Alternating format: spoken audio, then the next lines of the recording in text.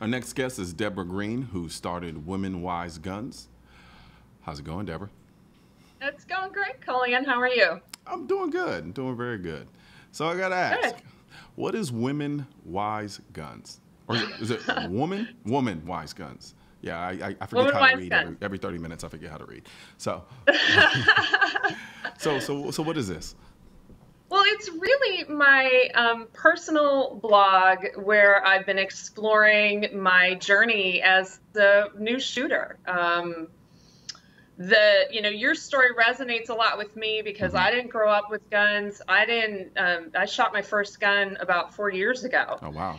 And there is so much information that you have to learn and process, and it's a never-ending challenge. And I thought I can't be the only one going through this challenge. Yeah, I will say, you've lucked up, and I did too in many ways, in that we started shooting during a time period where information was so readily accessible. Yeah. I think there was a period of time where, if you didn't grow up with it and have somebody impart that knowledge to you on a personal basis, it'd be a lot harder to really kind of, get your legs underneath you and really start to learn what you can about firearms. So Yeah. I usually like to do this with people who are relatively new because it's still kind of fresh on the mind. Kind of talk to me about your first time shooting and kind of what was going through your mind, what were you feeling? And the reason why I do this is for a lot of people out there, especially people who maybe watch the show have never shot before. Yeah. They know what they're kind of getting into, and the people who are new can have someone to relate to in that sense. Yeah, absolutely. So it was kind of funny. My husband is a bit of a World War II history buff, Hmm. and he dragged my then 11-year-old daughter and I along on an event at an outdoor range where they were talking about World War II Garand rifles and British Enfield rifles. Yeah. And after you go through the sort of historical thing, they took us all out to the range to shoot it. So it was the first time I got to shoot a rifle. Really? And my daughter too. And it was amazing. I mean, I had always been maybe a little bit scared of guns. Hmm. And, first having this sort of class where you're just sort of looking at it from a historical perspective, and then actually going out and shooting it and going, wow, this is really kind of interesting and fun. And then, of course, my husband and I then went a little bit crazy. Um, That's usually how it goes. Little historical, right? And then, of course, that moves into handguns. And the first time I shot a handgun, it was an amazing experience. It sounds a little cheesy, but it felt very empowering. Yeah. To be able to do that. And we were lucky. I mean, we did it, I feel like we did it the right way. Yeah. We went to, we took our concealed carry class. We went to a range.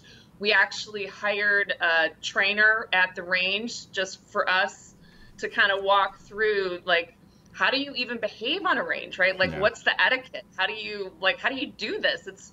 It's a little bit intimidating if you've never been exposed to it before. Oh, absolutely. Yeah, I would love to sit up here and lie and say, oh, it's not going to feel intimidating at all. You're going to go there. You're going to feel so comfortable. No, it's going to be uncomfortable. Now, It was because everybody else there seems like they know exactly what Yeah. they're doing. They all like get set up and they're good to go. And you're just like, okay, what am I doing? Where do I put stuff? How do I, behave Yeah. and all that kind of stuff. So. The interesting thing about shooting is it's not an easy sport, but it's easily approachable. And what I mean by that is you go out there and shoot for the very first time and suck it up pretty bad. But you don't walk away feeling defeated. You walk away feeling like, holy crap, this is something I could actually keep doing and get better at. Yeah. Versus kind of like, I'm never going to be at this point ever. And I think that's one of the benefits of shooting from that perspective is because it is Yeah. something that, though initially you may not be the greatest, there is it's very possible for you to continue at it and to get better at doing it. It's easy for you to get better at doing it as long as you do it consistently enough. Yeah. So I think Yeah. that's And get some good help. I mean, we've really done a lot of training, different kinds of training, and some like really intensive, like weekend long training sessions where you're training for 8 hours a day Yeah. for 2 full days. And I love that. That's so much fun. And you learn so much. Yeah, absolutely. But what you also realize is that if you're not going to the range regularly and practicing, you forget a lot of that stuff. Oh yeah, absolutely. It's no different from anything else, any other skill set that you would need to continuously do in order to maintain the ability to do it efficiently. You did mention something when you were talking about your first time shooting and that experience. You were saying it felt, it might be cheesy, but it felt empowering. And I remember that was one of the first feelings I had when I shot. And I think in our society, we've reached a point where the idea and the notion of feeling individually empowered is considered a bad thing.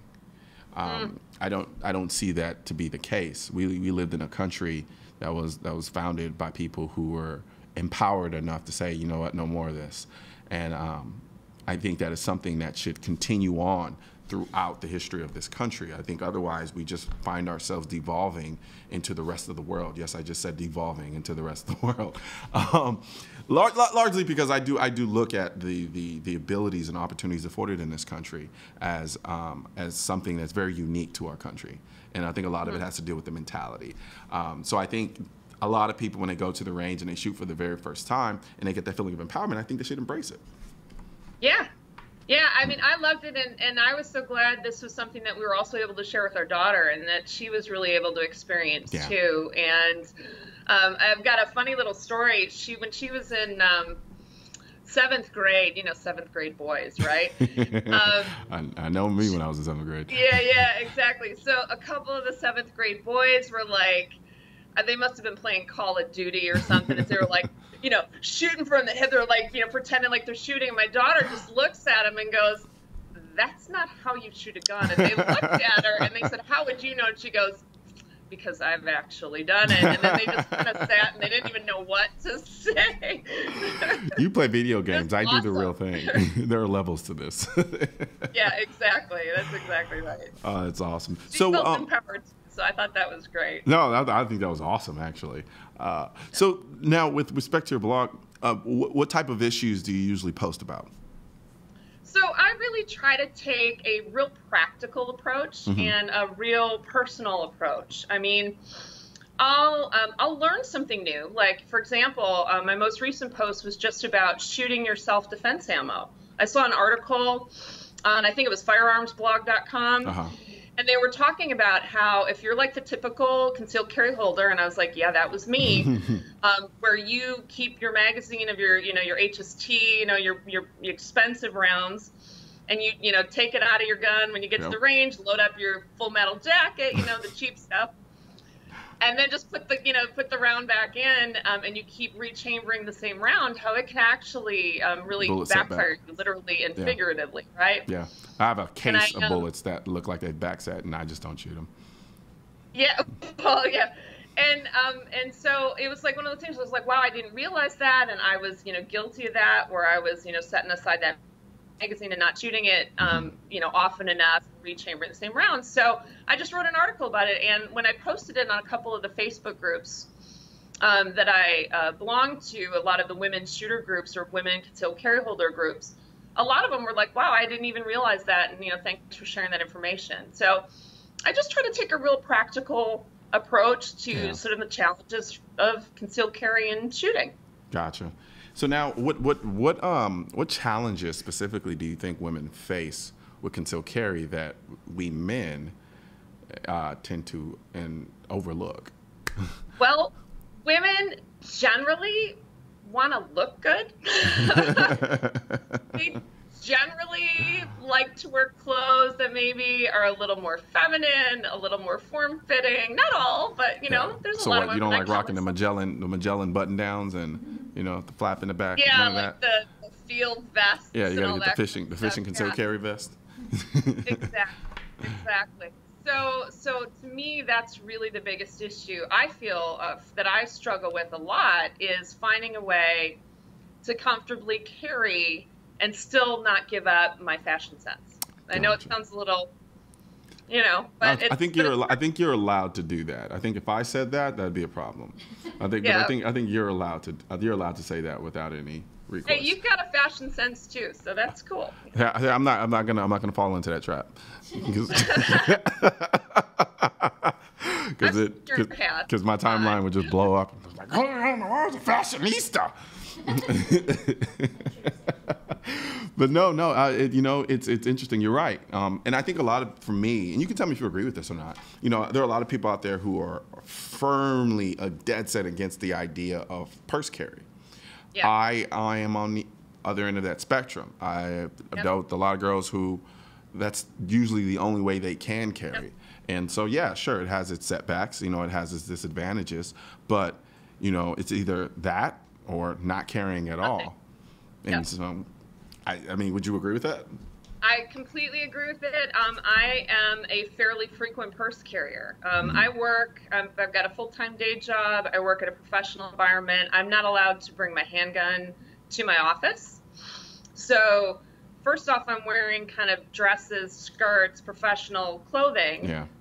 Challenge enough trying to find a way to conceal. Then I'm going to go through all that as I'm leaving my house just to get in my car, try to undo everything, right? Yeah.